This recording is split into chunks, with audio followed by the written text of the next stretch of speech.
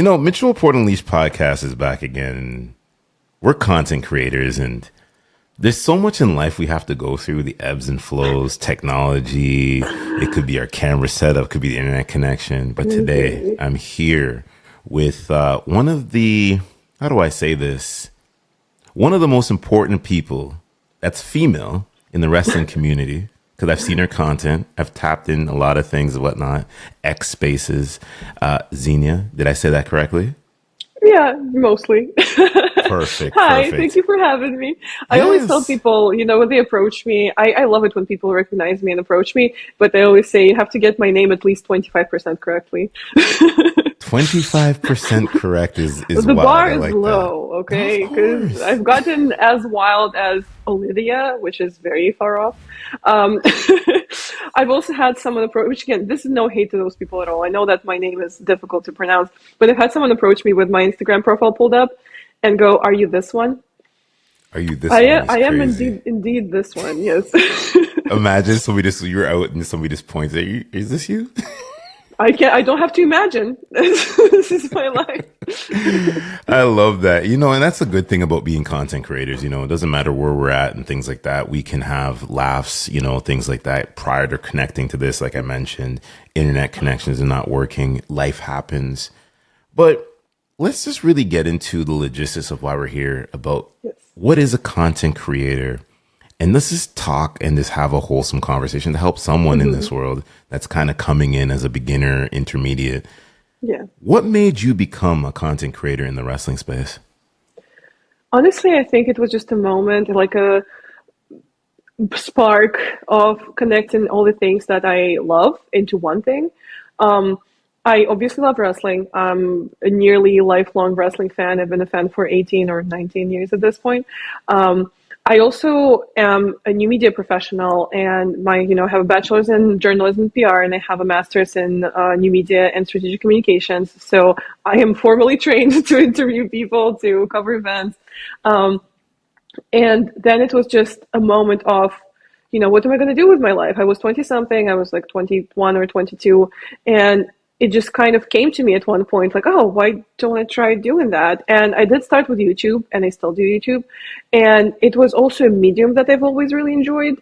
When I was a teen, I was the YouTube girl. Like, I watched YouTubers religiously. Now I only watch some channels to, keep an eye on them. But I used to love YouTube so much. And it was just a moment of, oh my gosh, why not try this? Because I feel like a lot of us have those limiting beliefs of, oh, I wish I could do this. I wish this was my life, but someone else can, but maybe not me. And then some of us come to a moment where you release that fear and where you release those limitations. You're like, but why not me? Why not give it a shot? So that's how it started. I love that. And I think what you speak to a lot is, being someone in the wrestling community. I'm also in the wrestling community. I love wrestling, you know what I mean? WWE, things like that. But it's like even going back a little bit more and just really asking ourselves is, this life and this journey that we're in, there's so many things that we have to really understand. I don't have a media background, but I learned from the greats, the ones that are on TV, the ones that were on like CNN and ESPN and things like that, to get patterns and cadences. Were you born in America, or is it just? No, I was born in Russia. And I'm part Russian, part Romanian, and most of my life I've lived between three countries. So it's Russia, Romania, and Spain. This is where my family lives now. And now I've added America to the mix, obviously. So I'm definitely well-traveled, which has been a blessing, and it's not something that a lot of people get to do. So that's definitely wonderful. I do speak three languages, that being English, Russian, and Spanish. But yeah, it's definitely added to my experience and my formation as a person.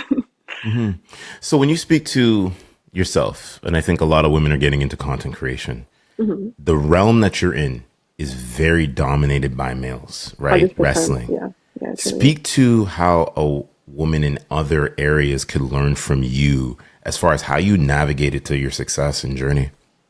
It's definitely difficult, and it's definitely been a journey. And some things are going to be unfair, unfortunately. And it almost makes you feel bad when you point it out or complain because you don't want to be a nuisance, you don't want to take up space, which is a part of the female socialization. We're taught to be small, to not take up space. But I've definitely had moments where me being a content creator and me being an analyst as well, where I've expressed opinions that were very similar to the ones that my male peers have expressed, but I've gotten a way bigger reaction, a way bigger backlash, or a way more intense disagreement on the internet. And if I were, a Sean Rossap, it wouldn't have gotten that reaction, right? And by the way, Sean is a good personal friend of mine and a mentor and someone that I turn to for advice as well. But you just kind of have to brace yourself for impact a little bit, unfortunately, because you will be taken less seriously. And sometimes you will find yourself in situations where you have to be almost more knowledgeable, more confident than your male counterparts to be taken as seriously. And that's part of the reason why I believe in feminism, I identify as a feminist, and I've done public talks on feminism, and I've supported some organizations. I donate part of the proceeds from my merch to feminist organizations, to now.org, for example. I think it's very important, and I think ultimately any industry that is or isn't male-dominated is a reflection of the society.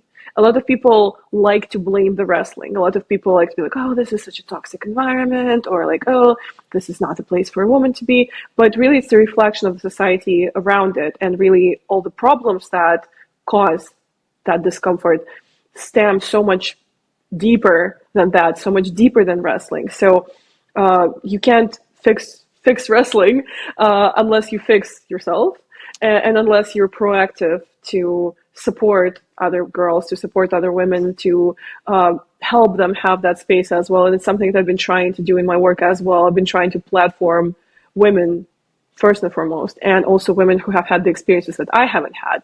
For example, I'm a white woman, so I want to platform women of color. For example, I'm a cisgender woman, so I like to platform women who are transgender, and I haven't had that experience. I can't speak for them, so it's my job to give them that platform to speak. So it's definitely something that I believe in, but I have developed a bit of a thick skin over the years, for sure. But then every once in a while, there will be something that gets under your skin, and that's inevitable. It's an inevitable part of being in the public eye in any shape or form. Well said. Holy. I felt like we could just end the podcast right there. And we're like, oh, we got everything we needed to get into. But it's like, I think for myself, as someone that's a podcaster, I've been doing this for 8.5 years, and talking to a lot of different folks in different industries and things like that. So there's a lot that I learned, and I even quote, what's his name? Merrill Hodge. He was on ESPN. And one of the conversations when we had it, it was at the end, he said, you're real sharp. And I took that where it's like, this guy was on TV for 20 years, bright lights, big camera. And he goes, you're really sharp. You listen, you pay attention. And he goes, there's so many guys in the industry that don't do it.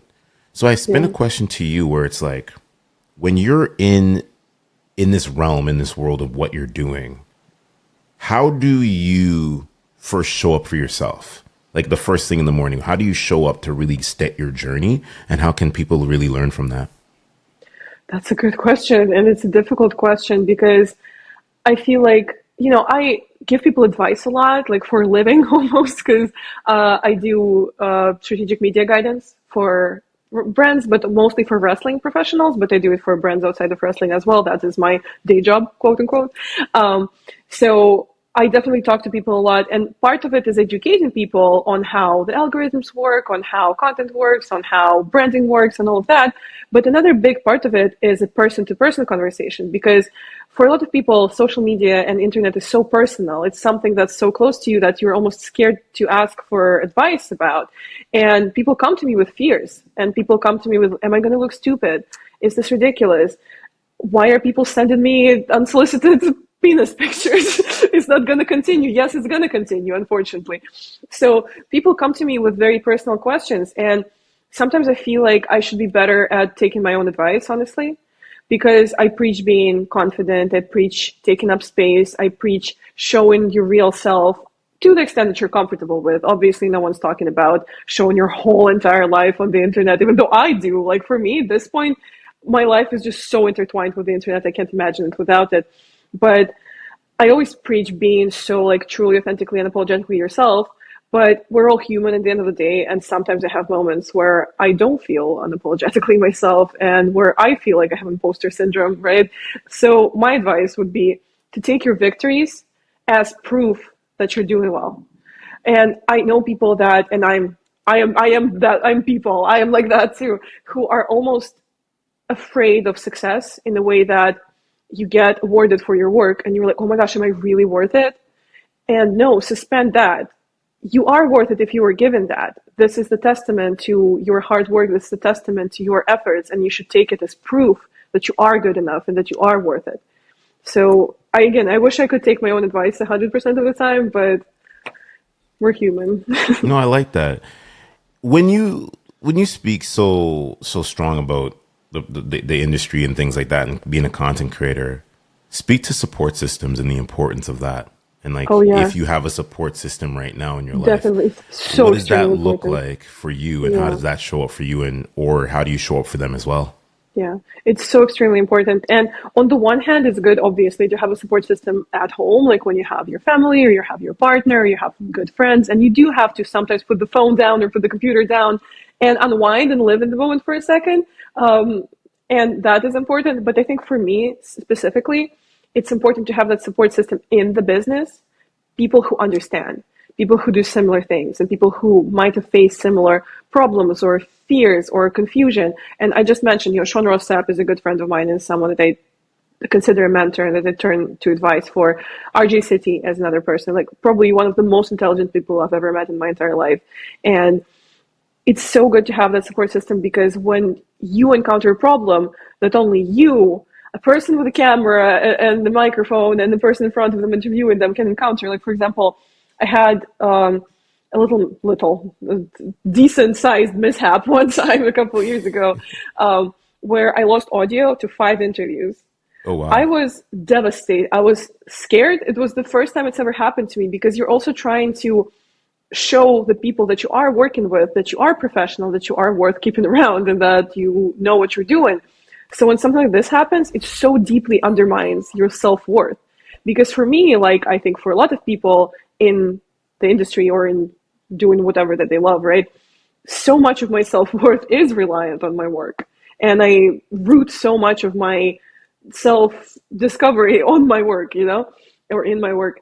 And Sean was the first person that I went to, and immediately he was like, calm down. That's happened to me too. It happens to the best of us. It's, like we were just saying, technology. Sometimes you don't really have much control over it. Like, of course, it's in your power to check. Of course, it's in your power to do what you can, right? But sometimes there's nothing you can do, right?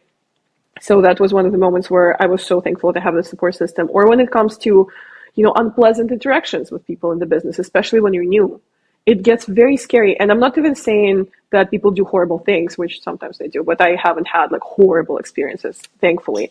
But sometimes someone is not quite happy with how you're working and they're snappy or they're mean to you and you start spiraling because you're like, I'm so new in this. And there's this person who's respected by their peers and who's a leader of opinions. So what if they say something bad about me that's going to destroy me? So it's also good to have someone to talk to who will be like, there's like 4,000 or no, more, 50,000 wrestlers in the country. Like the fact that one of them doesn't like you, like you're going to be fine. And they're probably not even going to remember in a week. So it's good to have people who can ground you like that. So much power in what you said because it's like for me with anything, I look at the 8 years, well, 8.5 going on 9 years of doing this. You have support systems as your friends. I was just actually talking to one of my friends about this, but then you look at those personal relationships that you have, and then you have your networking relationships. And I feel like the networking relationships, they all understand. The studio out of here in Toronto, those guys, Ernesto, Anthony, great. Always showed love and appreciation to me. And they've got a monster sized podcast.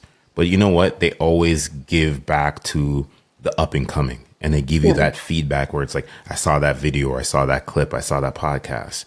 But then you spin it back to those relationships where it's like you may be dating someone and they may not see eye to eye with you. Or when you're giving them support or you're positioning and you're helping them and you're maybe giving them some feedback, they're not open to it. Right.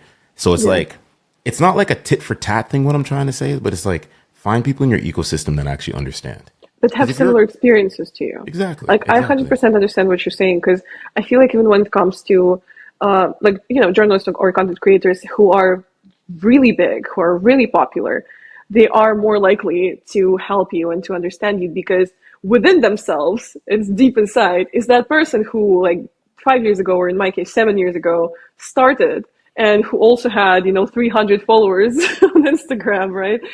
And they know how it feels to try to break in. They know how it feels to reach to your peers for advice. So they're more likely to see eye to eye with you like that. Yeah, 100%. Mm, absolutely. Speak to a moment. And you kind of already mentioned it, losing audio, but speak to a moment Yeah, of like overcoming adversity as a content yeah. creator and like how did you bounce back from that? I mean, I think adversity is a strong word because ultimately we're just, making faces on the internet. Like we're not doing anything that serious. But I think the biggest like difficult moments, like I said, are in relationships with people. And ultimately, and that's something you have to internalize, is you're not ice cream. You can't be liked by everyone, right? There are going to be people who are not going to like you and who are going to have a problem with you, who are going to have a different opinion than you, who are going to want to fight you physically, even maybe. I've had that happen to me. Well, they didn't like go on to fight me, but they threatened me. But it's like you just have to let them come and let them go, let them come in peace, let them go in peace. Like, don't get hung up on things. If you do feel like you are wrong, if you do feel like you said something or did something that is not in line with the message that you're trying to spread to the world, be humble, apologize, own up to it. And that's something that I've had to do as well in my career.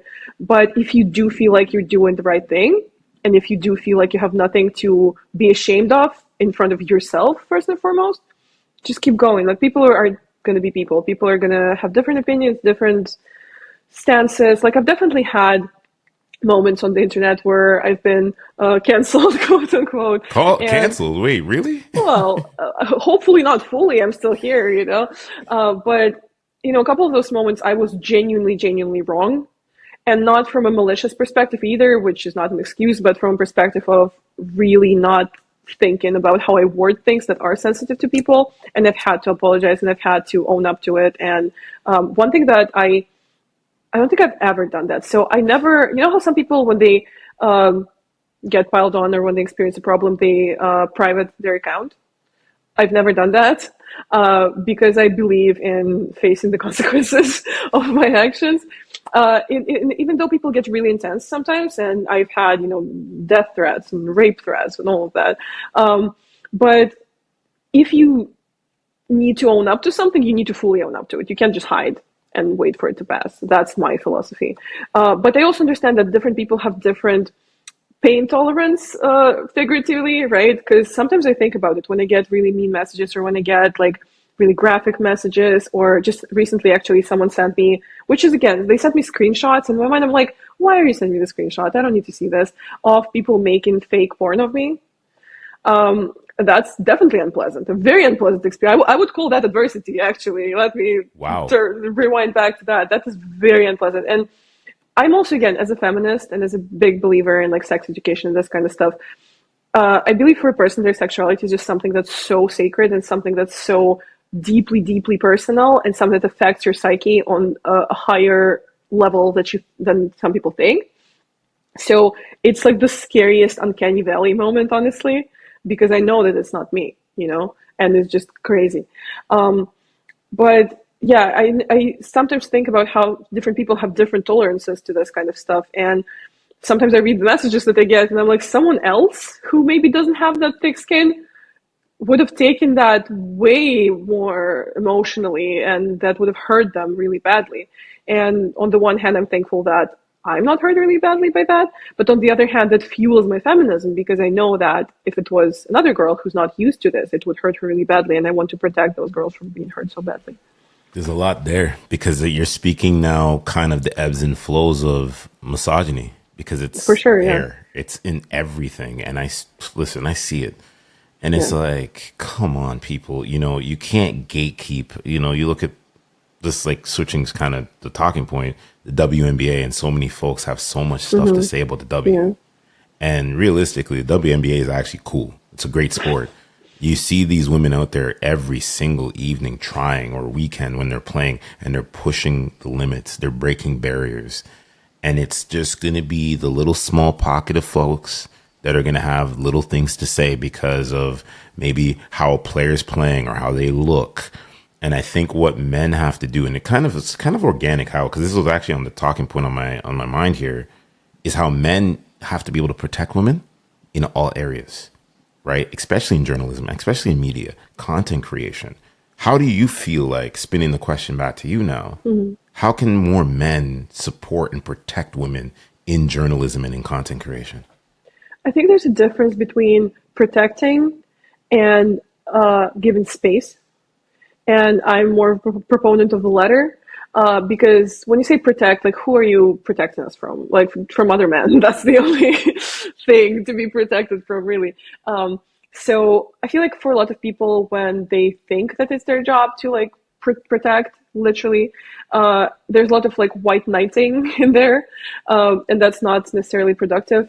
I think when it comes to men helping women have that space, it has to do more with the relationships between men than between men and women.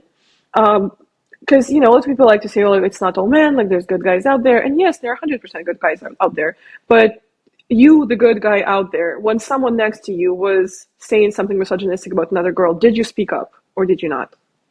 And that's the real measure of whether you're the good guy and one of the good ones, right? We're fine. Like, we're doing our thing, we're doing good. But if you want to help, you need to call out other men, because misogynistic men, newsflash, don't listen to women, but they might listen to other men. And even if it doesn't come from a place of respect or understanding, it can come from a place of societal expectations. It can come from a place of informal sanctions, right? That's what we call it in sociology, right? If someone is being violent or misogynistic or hateful, the best way to ensure that they stop is to create a space where they have no friends and no one respects them for it. Literally, that's it. That's how you do it. So when it comes to, if you're a man, you know, who believes in equality and who wants to help, next time that the guy next to you says something out of pocket, call him out. That's literally the simplest, basic thing that you can do to help a lot, actually. Well said. And I think that's something that I champion all the time. Call all that shit out. Because I think that we, in the space of creation, we all need each other, right? Because you don't know at any given time. I'll just use this hypothetically. I'm over here in Toronto. There could be a chance where after this conversation, you're like, I'm coming to Toronto. He's over there. What are some good places to visit? Where is there places to go? And it's kind of like, hey, this is where you want to be. Maybe not go over there, not do this, but you know what I mean? Yeah. And I think what that is, it shows that humility. I think that's that missing part. You know, we have this humility inside of us that we're wanting to just build, right? And I get it. There's going to be people that are going to try to suppress us because as we're going up the ladder, and they suppress us because I think it's a fear, right? It's the fear mongering, or jealousy or whatever else. But you're so right. What we do is largely about community. And that's not just the community that you create with your followers, it's a community that we create with each other. And when it comes to social media, one thing that people don't understand is it's not a zero-sum game.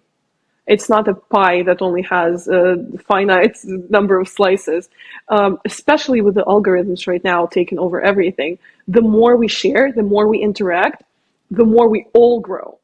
So this is like happiness. You, by sharing it, you multiply it. but it's true. So true. It's true. So true. This is not a zero-sum game. There's enough room for everyone. And obviously there's going to be competition, and I'm all for healthy competition. But ultimately, by supporting each other, we're all growing in the most literal sense. Is there, when you look at your everyday, how do you turn on the on and off switch in your life? You have the content creation, you have the interviews, you have the social media, but how do you like unplug and detach from that to live your normal life and stuff like that? Yeah, I think I'm not the best person to ask that because, like I was saying, my life is just so intertwined, both with wrestling and the internet. And for me, it's been a learning curve about like learning things about myself when I work with my clients. Because it is normal for a person to want to unplug and to have that divide and to not share everything. And that's why I tell my clients, however much you want to share is fine. You just have to decide. at like when you first start. You have to decide, am I sharing my family? Am I sharing my pets? Am I sharing my hobbies outside of wrestling? Because if you don't decide, like on the threshold, it will be a question every single time that you post something, and it's going to really wear you out.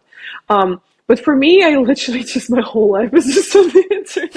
It's really just not. It's not wrestling. It's everything. It's the travel. It's what I wear. It's what I eat. It's the people that I hang out with. It's what I read. It's what I watch. It's absolutely everything.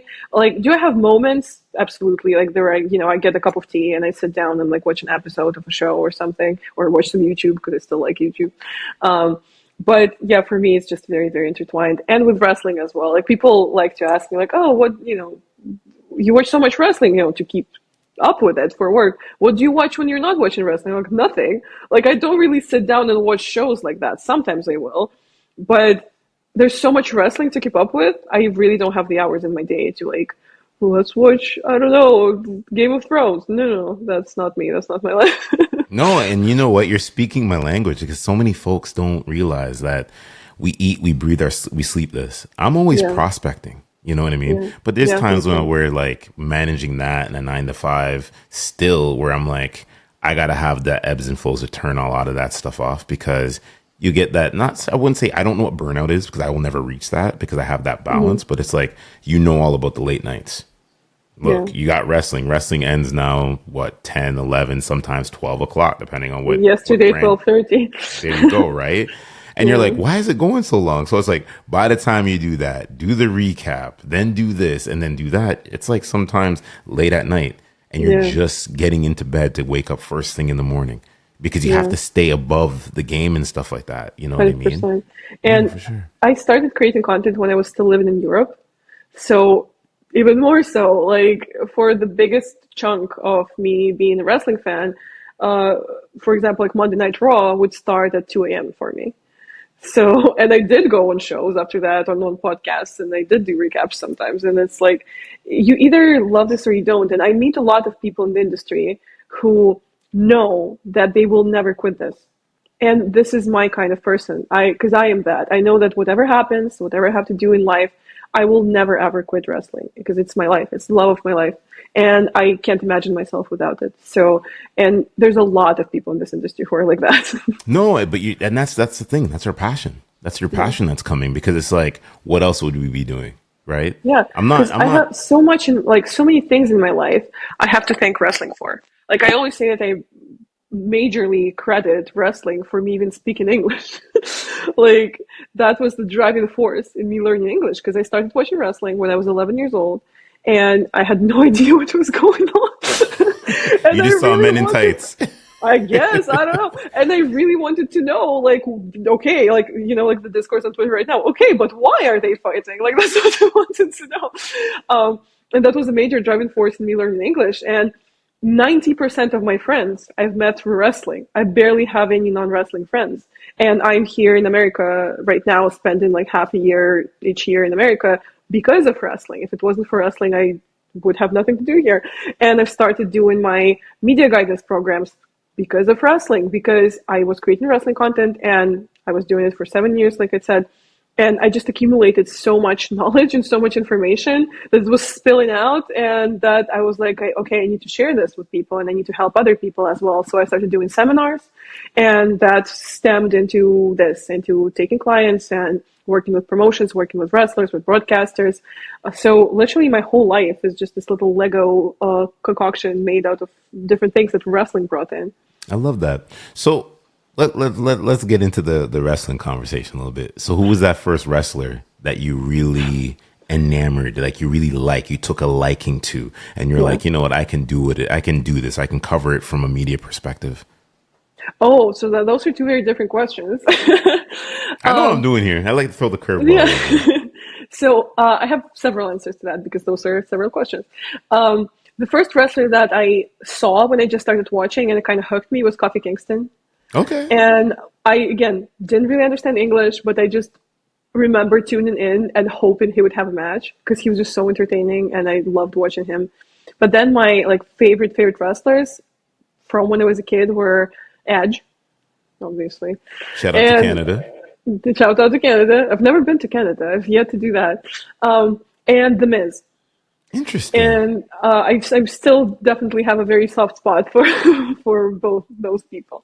And I hope you don't mind me sidetracking, No, but listen, it's free flowing. Let's cook. I like this. This is a good yeah, conversation.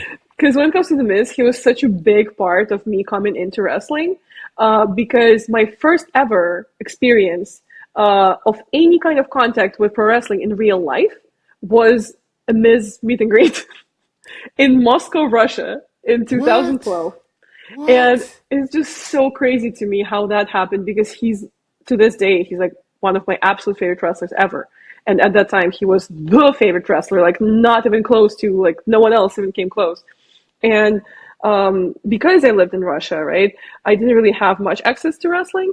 I knew we had a local promotion, but I didn't come to actually see it until I started working with it in 2017. I guess that speaks to how they're not promoting it enough. Now they are, but you know they didn't used to. Um, but WWE were coming to Russia with house shows, and as a promotional effort, the Miz had the meet and greet at the mall, and I saw the announcement on Twitter, and I Disney princess collapsed and cried because I was so happy. Uh, and that meet and greet was one of the craziest experience in my wrestling life ever because I don't think I'd ever seen a crowd like that at a meet and greet. It was a sea of people. It was insanity. Like Russian people love the Miz. I don't know why. I can't tell you why, but it was just packed. It was like in the atrium of a mall, and you could not see the end of the crowd. It was just so full. It was crazy, and it was in March 2012. And if you don't know about Russian weather, in Moscow, Russia, in March, it is really cold. It's still winter. Like there's still snow just out. Um, and Miz was just wearing a suit, and that's it. No jacket, no nothing, just vibes. Because I guess he didn't realize. And that mall, they had like a whole thing where they would host meet and greets, celebrities, events. So they had outside, they had a little like wall where they had graffitis. And for every celebrity visiting, they would prepare a graffiti and have them sign it. So I have the most ridiculous pictures from like outside that mall from that day because he's wearing just a suit. He's very obviously very cold, and his Russian translator is this so stereotypically looking like Eastern European woman, just clad in furs, just a Just in fur furs. hat, fur jacket, and she looks very happy too. By the way, I think she maybe knew who she was. I No, don't for know, sure, for sure. but it's just so funny, and I definitely cried during the meet and greet and after the meet and greet. You But know, I was it's so it's happy. funny you speak about the Miz because again, it goes back to even like studying certain folks and like you see them Mhm. on TV and he's wrestling, but he's not really wrestling and he's kind of just there in the back end. Yeah. And what I can notice with him, you can tell that he's a very sharp individual because we already know his 100%. start. You know, his start Yeah. was MTV. And it's just like watching him now really extrapolate that and he can kind of do something like a journalism, but he can be like an MC now, you know, and Yeah. things like that. And it's good to see a lot of these wrestlers outside their element sometimes. You know, Yeah. you get the And he's reality he's the TV and media stuff. guy. He gets sent to all the interviews, he gets sent to all the press tours because he just knows how to hold himself. He knows how to present himself. And that's what I admire about him. Like, you're right. Yeah, not the wrestling, really, if we're honest. Like, and I guess that's the part of wrestling that connected with me when I became like really, really a fan. Um, Now I'm definitely more like a lover of a bit of a more sports based product. But it was a curve. It was a curve. I still like all genres of wrestling. I love deathmatch. I love lucha. So to me, it is about diversity. It is about like there's something for everyone. So that's why I think like it's important to have all those bases covered when it comes to promotion and a roster. Of course. And it's easier to Yeah. network. It's easier to ebbs and flows, right? Because you're like, Yeah. if this is going on, then I can pivot here. If this is going on, I can pivot there. And then if Yeah. not, then I can just kind of take a step back and whatnot. So let's have some fun here. Because Okay. no right or wrong answer. Okay. Give me your top five wrestlers of all time I love this question. in order. In Because order. in order, In stop, order. you're killing me. Okay, in order. The reason why I love this question is because my answer is kind of ridiculous, and I'm aware of that. And people are gonna disagree with me when they listen to this. But ultimately, it's my opinion.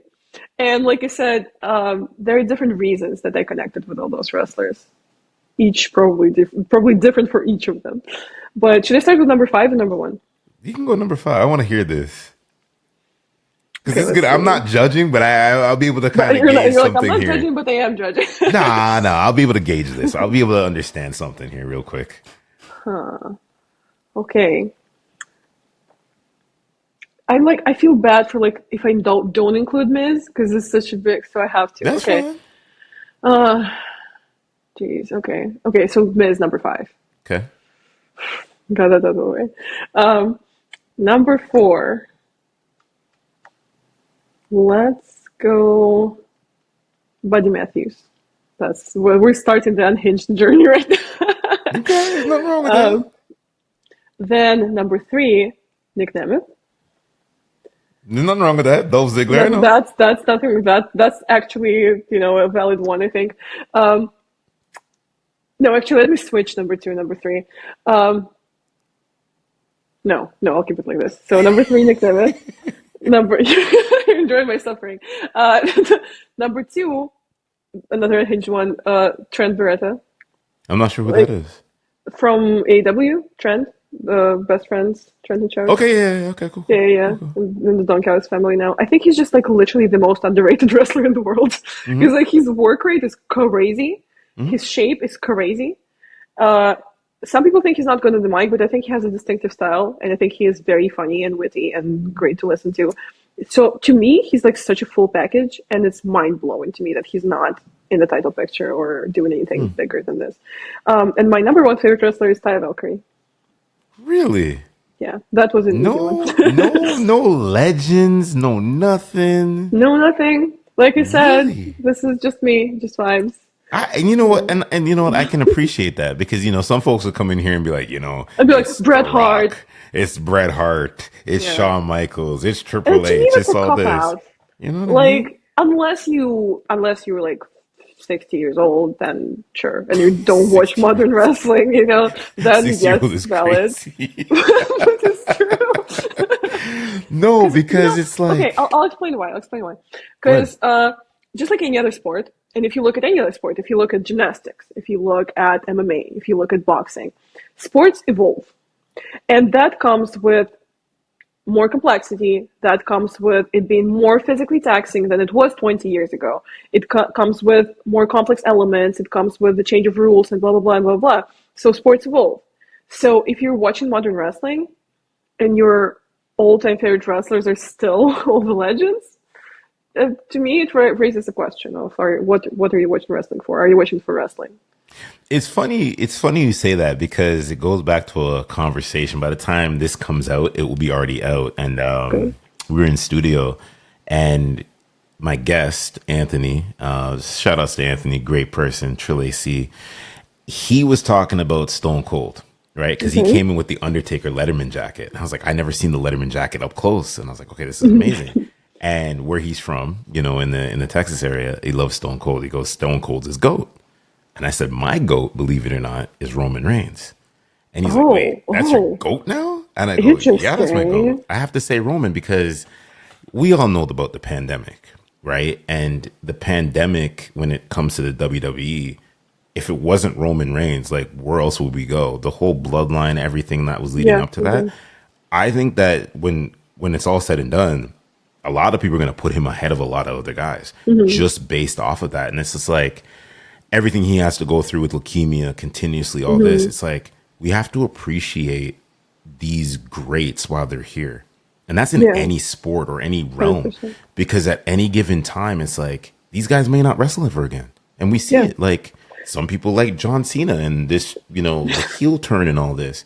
Yeah. But you got to appreciate these guys while they're here because in a moment's notice, they're gone to doing something else.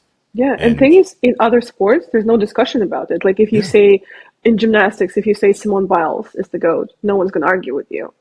But in wrestling, it's almost like cool to like the old timey stuff. It's almost like, oh, you're not cool if your favorite wrestler is a current wrestler. And I think right. that's literally the only sport where it's like that.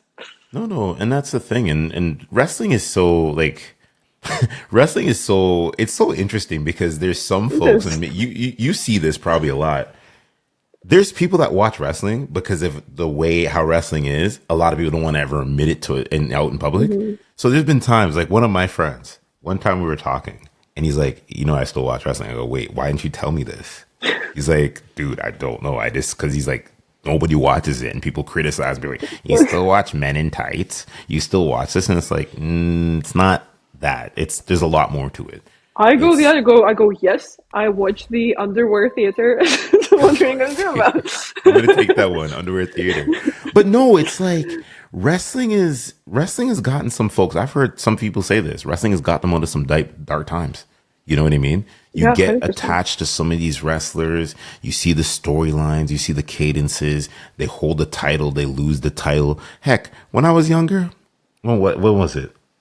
Whatever SummerSlam it was, Shawn Michaels lost the title to Psycho Sid. Mm. R.I.P. to Psycho Sid. I cried in my aunt's house when Shawn Michaels got beat the way he did. Because it was Mm. like whatever cheating thing happened, whatever, and he lost the title, and I was a Shawn Michaels guy. And I cried. And people laughed when I told them that you cried because Cool. Shawn Michaels lost the title. I'm like, listen, it's different. You guys don't Yeah, understand. You know what I but mean? it is, and I've definitely like, and again, it's gonna sound so corny, but I've definitely teared up because the match was so good. Like, not even just because of the result, but sometimes you watch a wrestler whose every move is like intentional, and you were like this is magic. Like it's not human. It's crazy. I've literally like teared up at shows because it was like, oh my god. And then for me, I feel like for a lot of people that's true when you're very into any medium, be it theater, be it music. By a certain point, you're kind of fed up by like the mainstream things, and you start looking for like the super niche things. For me, that's what happened with figure collecting. Like when I first started making videos, a lot of my content was figure unboxings, and I still collect figures. I just don't make as much content about it because it's again very niche. But when I lived in Russia, I had like the biggest collection in Eastern Europe. So I'm crazy. But I used to be like, oh, yeah, there's a new Mattel coming out, or like, oh, whatever, blah, blah, blah. But the longer I've been doing this, and I've been collecting since I was 15 years old, the more niche stuff I like. I'm like, oh, now I like independent brands. Now I like Figure Toy Company. Now I like Zombie Sailor. Now I like Mexican Mercado figures, like bootlegs. Like, and the more niche you get, the more like exclusive niche stuff that you want. And I think it's the same with wrestling for me because like I do love the grand show, like the big thing, like the WrestleManias and the All-Ins and everything. But then sometimes I'll be like at like a shitty bar at the no ring deathmatch show, and it gets so emotional because I'm like, oh my god, like this is where it lives, like this is where Right? the Right? blood and the flesh of wrestling is. Exactly. So when you speak to when having the collection figures, you mean the big plastic ones like back in the day? Or you mean Like like the ones like the little they scaled them down to be like in the little no, packaging? different ones, different ones. I'm not really into like the big ones. I have some plushies, and most of the plushies that like off wrestlers have been gifted to me. I think the only one that I bought was the Cody Rhodes. I'm looking through right now, but my friends who are wrestlers have like given me their like brawling buddies and everything. What? But literally anything, everything. Like for me, like one of my dream figures that they bought some years ago was. Do you know this like Japanese company Fig Arts? Not familiar, no. So I, for some reason, I kept seeing it on the internet all the time since I was a child, since I was like, just very early into wrestling. And the appeal of them is that they have, out of any like standard action figure of wrestling, but they do other stuff, not just wrestling, they have the most points of articulation. And all those pictures were so crazy to me. And like in my mind, because it has all these points of articulation, I thought it would be like this big. No, it's actually this big. It's actually smaller than the standard action figure. And the first time I saw one in real life was at the toy show in Minnesota that my friends brought me to, and it was one of The Rock, and I have it right now. It's also over there, uh, and it was just such a full circle moment of seeing it in real life for the first time. A realizing how small it is, B and actually buying and see. So it's one of my most like treasured possessions. But probably my favorite figure, I know you didn't ask, but I'll still tell you. No, go ahead. Some of my favorite figures. My favorite is probably, and I have actually two of them, is the Jack Pacific Spirit Squad Nikki. So Dolph Ziggler before he was Dolph Ziggler.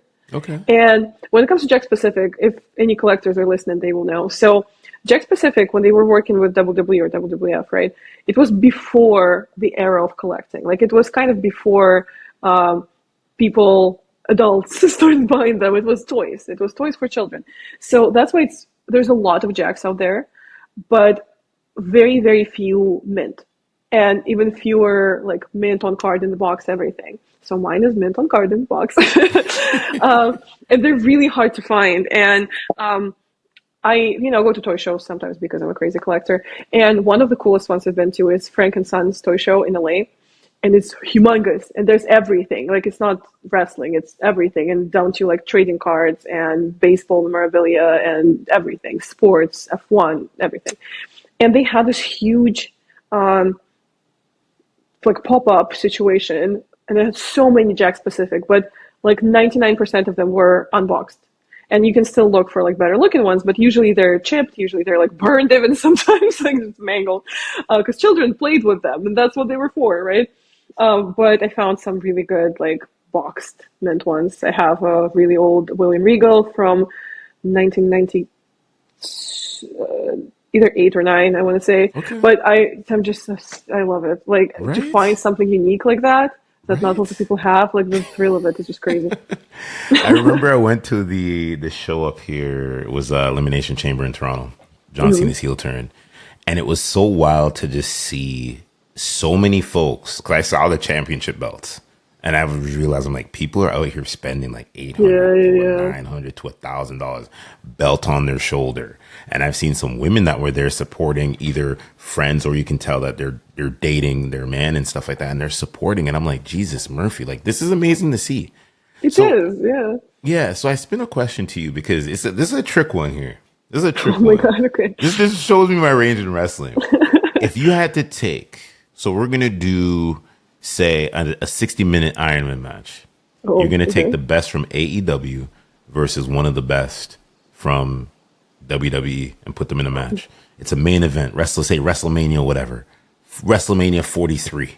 Yeah. Take one from AEW, one from WWE, man and woman and woman. Tell me what that's going to be. Night 1 versus night 2. Let's talk about it. Okay, so man, like when it comes to Ironman matches, like I think my mind immediately jumped to it because I know that he can deliver a good Ironman match, but also because I genuinely think he's one of the best wrestlers probably in the world right now. And a lot of people again will disagree, but MJF immediately comes to mind. I think he's just so brilliant. And another, outside of him being great in ring, great on the mic, everything, but another reason why I think he's so brilliant is because, I've been watching wrestling for almost 19 years at this point, and us being professionals in wrestling, you're not the kind of person to care about the result as much anymore, right? You care about the match structure, you care about the in-ring work, blah, blah, blah, but not really about the outcome. So I've noticed that in the recent years, I've really, really cared about the outcomes of MJF matches, and he really makes me care. And Oh, he's great. He's great. Yeah, so MJF, and in WWE, I like, again, this is something my mind immediately jumped to, but I think like there's a reason why. I think it could be something great, but it's definitely like a generation versus generation thing at this point. But Randy Orton, how cool would it be? Hey, I won't lie to you. I won't lie to you. I got the rock. I got the rock right there. I got the Wayne. I got goosebumps because you know what? From a logistics, it makes sense. It makes sense, right? A big good And I match. also know that Randy Orton can also deliver a good long match because of the intensity that he brings. And so when it comes to John Cena, like I'm a certified John Cena hater. Like at this point, it's more of a gimmick than anything, but I'm the Cena sucks crowd. But there have been like a couple of feuds in his career that I've really, really enjoyed. And one of them is the ongoing thing with Randy Orton, and their I Quit match is one of my favorite matches probably ever in WWE. So to bring the vibes of that I Quit match and the Iron Man match that MJF has had in AEW, that's going to be a freaking So crazy. who goes over? Who goes over? MJF. You have Makes to, sense. Makes sense. put over the young generation. Absolutely. So now pick one woman versus Again, with one AEW, woman. immediately Toni Storm. I think she's just so incredible. Again, I think she's one of the best wrestlers in the world right now by like all stats, by everything. And I actually interviewed her recently, and that interview is coming to my channel in about a week's time. Proud of you. Good. I was so happy that I got to do I'm that. definitely check that out. I'm definitely She's check that out for amazing. sure. And so definitely her. And I think it has to be Charlotte, right? Like Oh, this, Charlotte is wow. the epitome of WWE. Like Charlotte is what WWE stands for. Like, and people like to hate on her nowadays, but maybe part of it is planned. Maybe part of it is like her job that she's doing well. But to me, Charlotte is like, and I'm not the biggest WWE person. Obviously, I don't think I'll ever stop watching WWE because that's what we start with. That's the biggest company. That's the market leader. Like, obviously, the product is good, right? But the style of wrestling is not really my cup of tea. I feel like not a lot of matches in WWE are ever good, but I also feel like they don't have bad matches either. Usually, there would be maybe like one per show out of three. I'm just kidding, but Hey, you're sometimes saying it. It is what it is. It is what it is. It is what it is. sometimes there'll be a bad match. But like I feel like WWE is very like safe, average, like no risks, nothing bad, but also nothing exceptional. But when I think of a WWE match that's actually good, I think of Charlotte's style of wrestling. And like every single match she's had with Rhea Ripley, I've enjoyed so much. They have such great chemistry and they work so snug together and it's just so good. Obviously, there are a lot of great wrestlers in WWE. Like I'm not in any way trying to undermine the talent. Like there's just a huge array of like amazing wrestlers in No, for WWE. sure, for sure, for But sure. yeah, when it comes to like if you were to pick a woman to represent WWE, it would be Charlotte, no questions asked. And I can't even disagree with that. I think that what you're speaking to, it's true because there was a lot of folks, even with Saturday Night Main Event. I had to watch it because I had some stuff going on that night. I had to watch it the morning of morning coffee, and I kind of skimmed through. But Yeah, I saw the tweets and I saw what people were saying, and people were like, "Wasn't it?" You know what I mean? yeah, So it's life. It happens. This is what yeah. things happen. With wrestling, and wrestling can't be 100% all the time. They have Yeah, their and ebbs and ultimately flows. with what WWE are trying to achieve, like they're a worldwide international company. And again, this is not me being a hater, but it's just me just saying that their main source of income is the casual viewer. It's the children, it's the parents, it's the people who only come to shows when they come to town. Like I was actually talking to someone about it yesterday about the AEW pay-per-view, with how people say that AEW have problems with attendance when it comes to weekly shows, but their pay-per-views are always packed, always huge arena, always packed.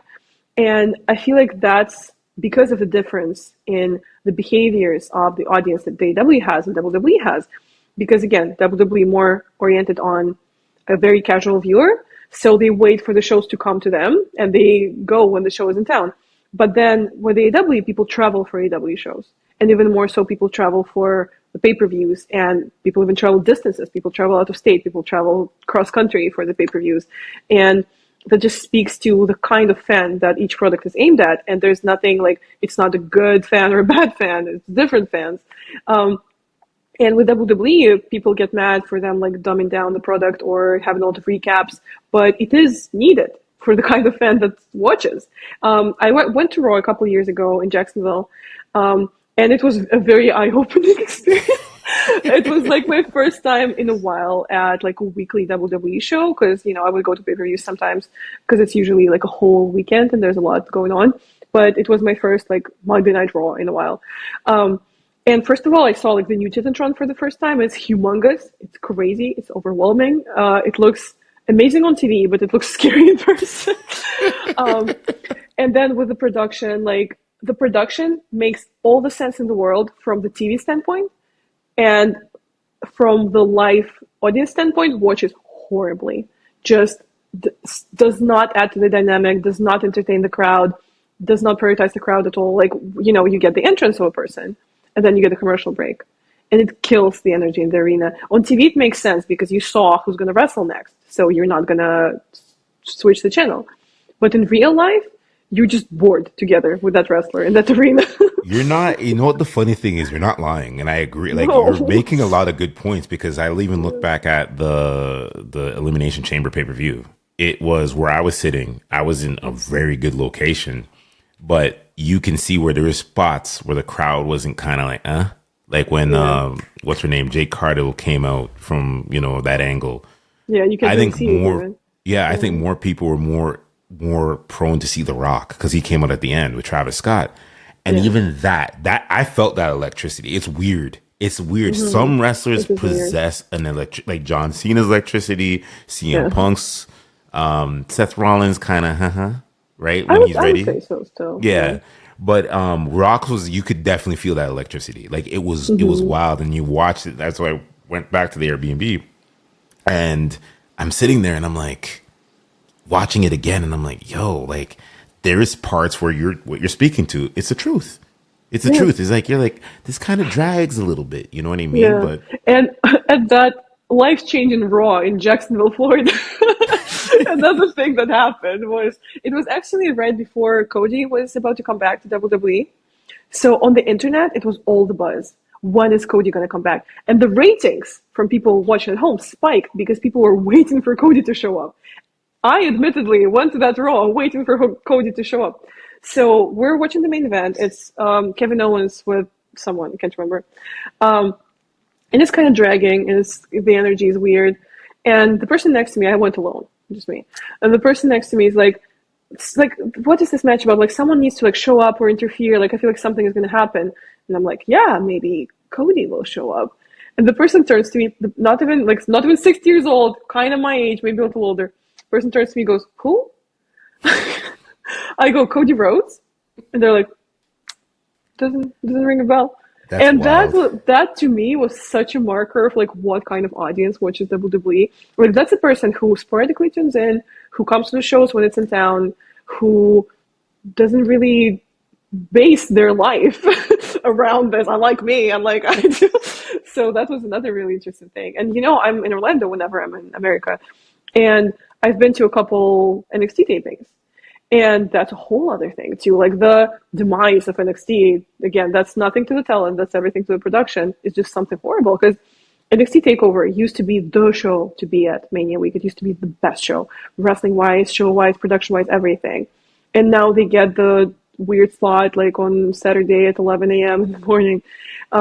So after the rebrand, right, I went to the tapings, and I'll just tell you, it's not a wrestling show. It is not. Oh, It's a sitcom shoot. That's what it is. sitcom And shoots crazy. and there's so many people there who are great wrestlers. And again, and there were, even on that show that I went to, there were some really incredible matches. Nothing against that.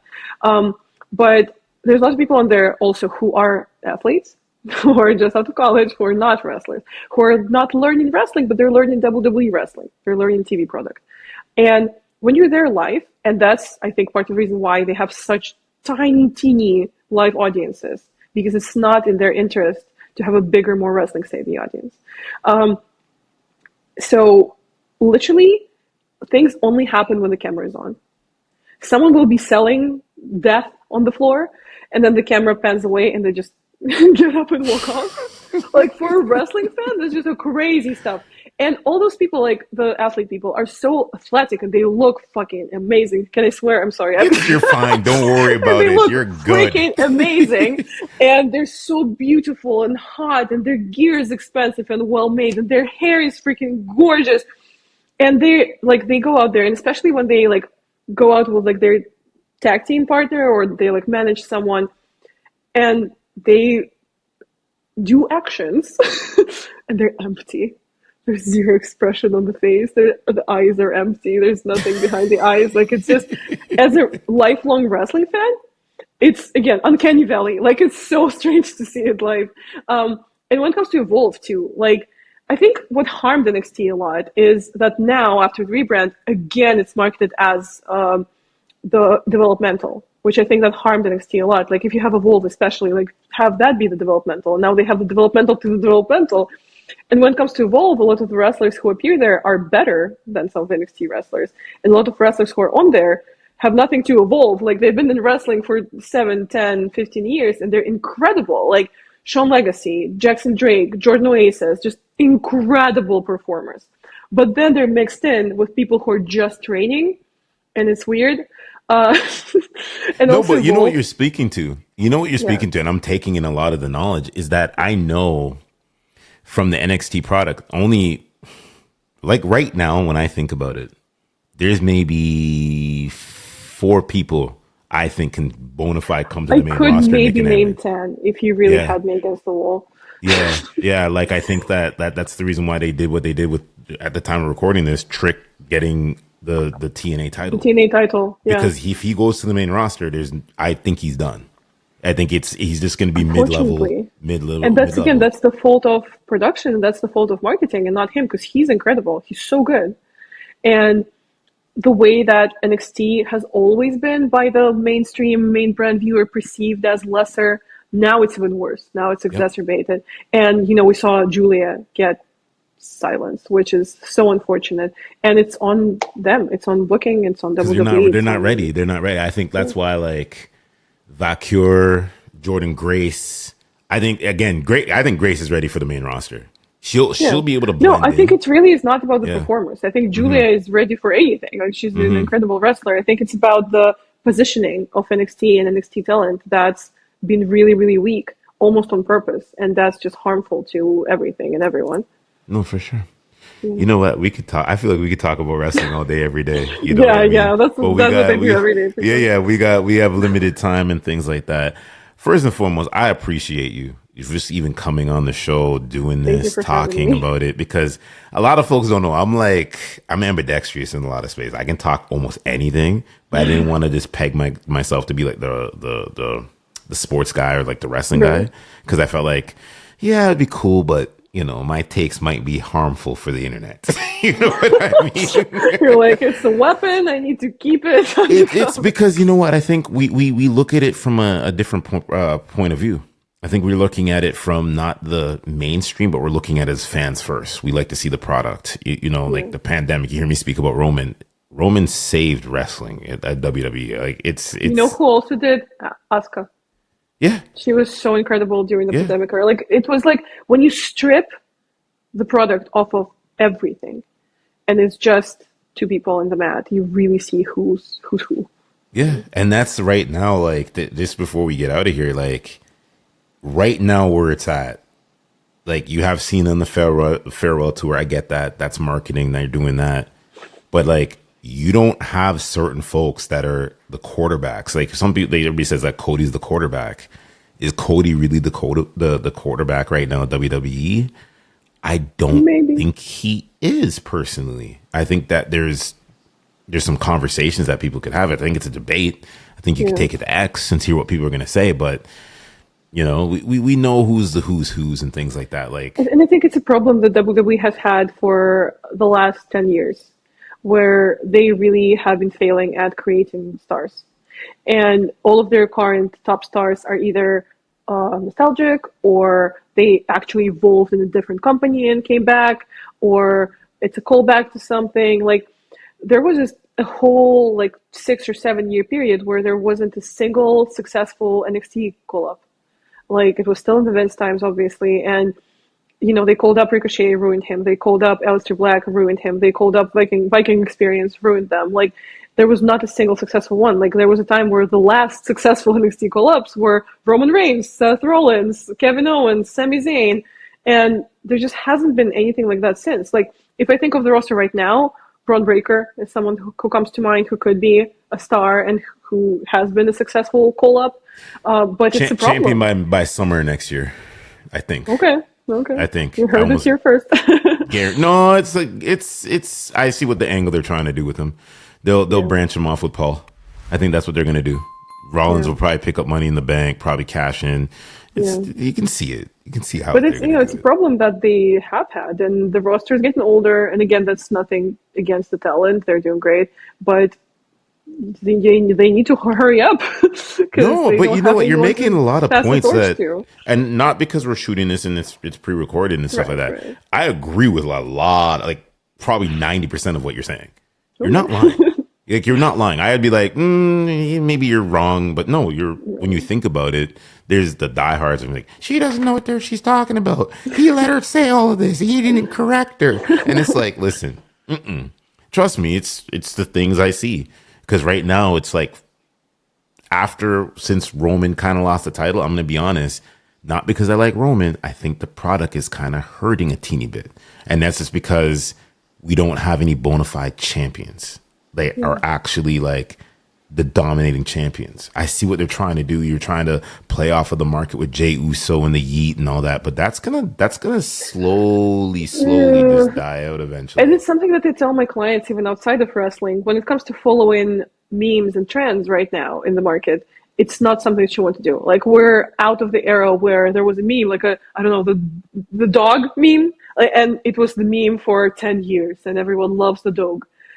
We're past that. Like now everything's so fast paced, so fast moving. Everyone has the clip art brain and the TikTok brain.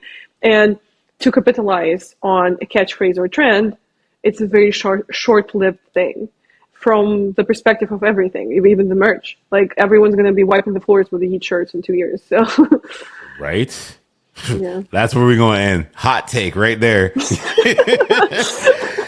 I appreciate you again. I'm going to be watching your journey. I'm definitely going to Thank you, thank subscribe you. to your interview base. Plug all your information. Where can everybody check you out and all that good stuff? And I encourage everyone, check her out. You know what I mean? Thank you. How I became familiar with you was in X space in the wrestling community, and just hearing your cadence, hearing your speech. And I said, you know what?